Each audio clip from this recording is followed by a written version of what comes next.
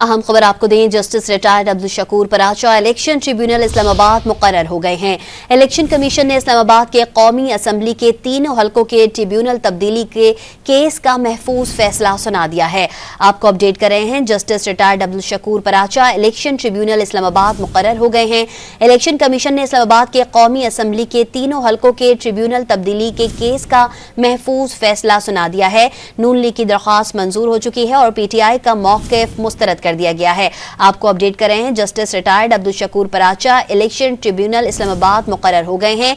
Election commission ने इस्लामाबाद के कौमी असम्बली के तीनों हलकों के ट्रिब्यूनल तब्दीली के केस का महफूज फैसला सुना दिया है। इलेक्शन कमीशन ने इस्लामाबाद के कौमी असम्बली के तीनों हलकों के ट्रिब्यूनल तब्दीली के केस का महफूज फैसला सुना दिया है। नून लीग की दरख्वास्त मंजूर हो चुकी है और PTI का मौक़िफ़ मुस्तरद कर दिया गया है। आपको अपडेट कर रहे हैं, justice retired Abdul Shakoor Paracha election tribunal Islamabad मुकर्रर हो गए हैं। इलेक्शन कमीशन ने इस्लामाबाद के कौमी असम्बली के तीनों हलकों के ट्रिब्यूनल तब्दीली के केस का महफूज फैसला सुना दिया है।